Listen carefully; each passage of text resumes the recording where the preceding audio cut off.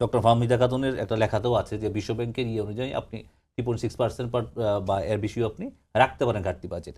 আপনি 20 কোটি মানুষকে অ্যাকোমোডেট করার জন্য বড় বাজেট দেওয়া ছাড়া কোনো বিকল্প নাই আসলে বর্তমানে যে আপনার বর্তমান সামাজিক অবস্থা। সবাইকে ইনক্লুড করা মানেটা কি? সবাইকে ইনক্লুড করা মানে যে সবাই যেন বেনিফিশিয়ারি হয়, প্রত্যেকটা মানুষ, আপনি আমি উনি সবাই যেন বেনিফিশিয়ারি হয়, এটাই হলো সবাইকে ইনক্লুড করা, ইনক্লুসিভনেস থাকা আর কি। হ্যাঁ, অনেক সময় দেখা যায় যে আপনার এখানে সামাজিক সুরক্ষা খাতটাকে আপনি দেখবেন যে আগের বাজেটগুলো আপনি দেখবেন যে সবসময় কিন্তু ট্যাক্স আপনার বাড়াচ্ছে, বিভিন্ন খাতে খাতে ট্যাক্স বাড়াচ্ছে, এখানে ট্যাক্স বাড়াচ্ছে এবং বিভিন্ন খাত কমিয়ে নিয়ে আসছে আপনার আপনার কিন্তু এখানে দেখবেন যে আপনার ট্যাক্স আপনার বরঞ্চ কমানো হচ্ছে, আপনি মশলার ট্যাক্স পর্যন্ত কমায় দেওয়া হয়েছে। কারণ কি, আবার 60টা নিত্য প্রয়োজনীয় পণ্যের ট্যাক্স কমানো হয়েছে।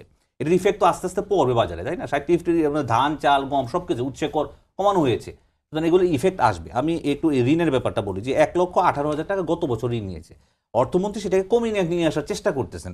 এবার ড্রপ করে সেটা কিন্তু 1,12,000 কোটি টাকা উনি প্রাক্কলন করে যে ব্যাংক ঋণ দিবেন। তার মানে কি আপনার প্রায় 7,000 টাকা বা 6,000 কোটি টাকা কমলো। আপনার দুইভাবে লোন নিতে হবে, আপনার বিদেশ থেকেও আপনি যেমন লোন পাবেন, আরেকটা হচ্ছে যে আপনার যে বৈদেশিক ঋণের কথা যেটা বলা হচ্ছে, বৈদেশিক ঋণ পাবে কিনা। দেখেন, গত অন্তর্বর্তী সরকার বৈদেশিক ঋণ পেয়েছিল 58,000 কোটি টাকা। তখন ফাউজুল কবির খান, আপনার যোগাযোগ উপদেষ্টা, উনি বলেছিলেন যে উনি একটা ইনভেস্টমেন্টের জন্য সৌদি আরব গিয়েছিলেন, একটা ডকুমেন্টেড প্রথম আলোতে।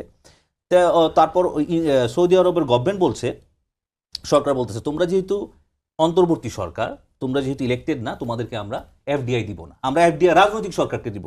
এটা তো খুবই কমন সেন্সের বিষয় যে ওরা 58,000 কোটি টাকা পাইলে একটা রাজনৈতিক সরকার রাজনৈতিক সরকারের সঙ্গে এফডিআই এর পরিমাণ অনেক বাড়বে। আর আমাদের কূটনৈতিকভাবে আমরা কতটুকু সফল আপনি দেখেন, জাতিসংঘে সাইপ্রাস 2016 সালে আপনার ওদের প্রার্থিতা ডিক্লেয়ার করে আপনার আমাদের সাথে 3 মাসের মধ্যে হারছে আপনার ভোটাভুটিতে।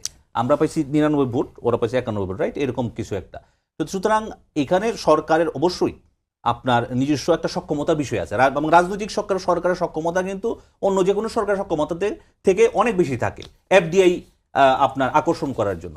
এই সরকার আপনি দেখেন প্রত্যেকটা, আপনি বললেন যে স্বাস্থ্য খাতের যে আপনার যে ব্যাপক যে একটা আপনার উপজেলা কমপ্লেক্স, প্রত্যেকটা উপজেলা কমপ্লেক্সকে আপনার 100 শয্যা বিশিষ্ট করেছে। এটা বেনিফিশিয়ারি কি আপনার সবাই হবে না? 50 শয্যা থেকে 101 শয্যা করা মানে কি, মানুষের আপনার গতিশীলতা কিন্তু আস্তে আস্তে ডিসেন্ট্রালাইজেশন হওয়া, রাইট? আপনি 50 শয্যা থাকলে ডেফিনেটলি সে জেলাতে আসবে, জেলা থেকে বিভাগে আসবে, বিভাগ থেকে ঢাকায় আসবে। তো যখন আপনি ওখানে আপনার যে উপকরণ আপনার হার্টের বা এই উপকরণগুলো আপনি যখন পৌঁছায় দিবেন, যখন এই চিকিৎসা ব্যবস্থাটাকে আপনি ডিসেন্ট্রালাইজেশন করবেন, তখন স্বাভাবিকভাবে মানুষের কিন্তু এই যে চাপটা ঢাকার উপর কমবে। এভাবেই এটাই ইনক্লুসিভনেস, যে আমি আমার উপজেলাকে ইনক্লুসিভ করতেছি। নাম্বার 2, আপনি দেখেন যে এই যে হার্টের রিংয়ের দাম কমানো, কিডনি ডায়ালাইসিসের ফিল্টারের দাম কমানো, যেটা মানে কড়া সমালোচক বিএনপির অর্থনীতিবিদরা, সিপিডি থেকে শুরু করে সানেম থেকে শুরু করে তারা পর্যন্ত বলতেছে this is very good gesture, something like this what is going to be very good for the people. ঠিক আছে, এখন বাস্তবায়নের ব্যাপারে আপনি ঠিক আছে বলতে পারেন যে 6,95,000 কোটিটা, এটা আমি আমার একটা লেখা প্রথম আলোতে দিয়েছি, এটা হয়তো কিছুদিনের মধ্যে পাবলিশ হবে। তো এটা বাস্তবায়ন অবশ্যই এত টাকা রাজস্ব আহরণ, বাংলাদেশের মতো দেশে কতজন রাজস্ব দেয়? আমরা হয়তো দক্ষিণ এশিয়ার মধ্যে সবচেয়ে বেশি 10 থেকে 14%, যেখানে ভারতে মাত্র 4.1%, ভিয়েতনামে মাত্র 3%। সুতরাং এই জিনিসগুলা সরকারকে আরো বেশি মনোযোগী হওয়া উচিত। এবং আরেকটা বিষয় হচ্ছে কি, এখানে ওই সারথী সাহেব যে কথাটা বলছে যে আপনি এই সরকার কিন্তু একটা লক্ষ্যমাত্রা আছে যে 1,12,000 কোটি টাকা ইন্টারনালি তারা লোন নেবে। এতে সমস্যা হয় কি ধরেন আপনার বেসরকারি খাতে কমে যায়, এবং সরকার যদি এটা করে, আরেকটা জিনিস হচ্ছে কি, সরকার কিন্তু বন্ড ঋণ নেয়, বন্ড ঋণ নিলে তখন কিন্তু ওখানকার আবার সুদ কমে যায়। তো এই জিনিসগুলা সরকারকে মানে অ্যাকোমোডেট করতে হবে। আরেকটা বিষয় হচ্ছে কি, ধরেন আমাদের এবারের বাজেটের জবাব দিতে সুযোগ না থাকে, সেক্ষেত্রে মূল্যস্ফীতি আরো বেশি বাড়ে। সুতরাং এই জিনিসগুলোকে কম্পেনসেট করা সরকারের সবচেয়ে বড় দায়িত্ব, এবং বাজেটটা সফল করার জন্য সবচেয়ে বেশি যে জরুরি সেটা হচ্ছে সুশাসন এবং জবাবদিহিতা। এবং এই সুশাসন জবাবদিহিতা না করতে বললে আপনি 9 লক্ষ কোটি কেন, আপনি 20 লাখ কোটি টাকা দিলে ওটা ঘাটতি থেকে যাবে, এবং এটা মানে অ্যাপ্লাই করতে পারবেন না। সেটা আমি মনে করি যে সরকারের একটা তার সুবুদ্ধ গুডউইল রয়েছে, কিন্তু এক্ষেত্রে হচ্ছে ধরেন সরকারের আপামর যে চ্যালেঞ্জ এবং আপামর যে সংস্কারগুলা, মানে এটা আমি জুলাই সংস্কার কথা বলতেছি না, সরকারের যে ইকোনমিক কাঠামো যে সংস্কার পুনর্গঠন। এবং আরেকটা বিষয় হচ্ছে কি, আমাদের কিন্তু বিগত কয়েক বছর থেকে ফরেন ডিরেক্ট ইনভেস্টমেন্ট এফডিআই যেটা বলি, এটা কিন্তু কমতেছে, বিদেশি বিনিয়োগ। সুতরাং বিদেশি বিনিয়োগের জন্য একটা পরিবেশ তৈরি করার জন্য সরকারের দায়িত্ব। আরেকটা কথা বলে আমি শেষ করি, সেটা হচ্ছে কি, ধরেন এই যে আনসার্টিনিটি, ওয়ার্ল্ডে যে আনসার্টিনিটি, যেমন আমরা যারা নির্ভর কান্ট্রি, আমরা এলএনজি ডিপেন্ডেন্ট কান্ট্রি, এগুলো যদি আগামী তার বেশি থাকে তাহলে কিন্তু বিদেশি বিনিয়োগটা কমে যাবে। সুতরাং এগুলোর জন্য মুক্ত বাজার অর্থনীতির জন্য সরকার কি পদক্ষেপ নেয় আকৃষ্ট করার জন্য, একই সাথে সারথী সাহেব যেটা বলছেন যে সরকারের যে রূপরেখা কর্মসংস্থান তৈরি, একসাথে কর্মসংস্থান তৈরি করতে হবে, কারণ আপনার শ্রমিক বাজারে কিন্তু নতুন নতুন কিন্তু লোড বাড়বে। তো সুতরাং এই জিনিসগুলো করাটা সরকারের চ্যালেঞ্জিং। আমি মনে করি যে সরকার যদি সুশাসন এবং জবাবদিহি নিশ্চিত করতে পারে, তাহলে আমি মনে করি 62 একটা সেন্সিটিভ বিষয়। এবং আমি মনে করি যে ধরেন হাসিনার আমলে যতগুলো হাসিনা অপরাধ করেছে, মানে 5 আগস্ট জুলাই কেন্দ্রিক ছাড়া, তার মধ্যে সবচেয়ে দুটো বড় অপরাধ হচ্ছে, একটা হচ্ছে গুম, একটা হচ্ছে বিচার বহির্ভূত হত্যা। Right.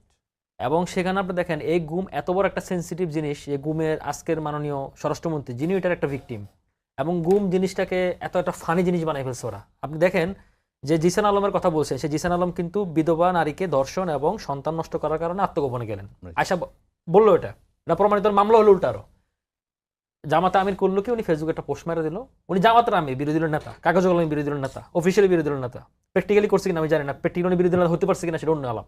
কিন্তু দেখেন সে জায়গা থেকে উনি একটা নাটক সাজাইছে যে এটা হচ্ছে উনি শিবিরের, মানে ওনাকে আত্মগোপন বা ওনাকে গুম করে ফেলছে। মানে কোনো কিছু যাচাই বাছা ছাড়া, তথ্য যাচাই বাছা ছাড়া জাস্ট একটা ফাও একটা মুখ দিয়ে বলে দিল। ইন্টারেস্টিং বিষয় হচ্ছে কি, তাকে এখানে পরিচয় দিতে হলো যে আন্তর্জাতিক বিষয় সম্পাদক। 2026 সালে জামাত শিবিরের যে সেক্রেটারি যে প্রকাশ করছে, সেখানে আন্তর্জাতিক বিষয়ের নাম কোনো পদও নাই। তারপরে এটা নিয়ে তারা ডাকসুর জিএস শিবিরের সভাপতি ছিল আগে ঢাকা ইউনিভার্সিটির, ফরাদ, জামাতে আমির, শফিকুর রহমান, তারা এটা নিয়ে ফেসবুক গরম করে ফেললো, এবং গরম করে ফেললো বিএনপি সরকার আবার গুম ফেরত আনলো। পরে বের হওয়ার পর প্রমাণ হলো কি, এটা বের হওয়ার পরে উনি এর আগে উনি ফেসবুক থেকে পোস্টটা ডিলিট করে দিলেন, এবং পোস্ট ডিলিট করার পরে উনি কিন্তু ক্ষমা চাননি। এখন যখন এটা সত্যতা প্রমাণিত উদ্ঘাটন হলো, তারপরেও কিন্তু ওনার কোনো বক্তব্য নেই।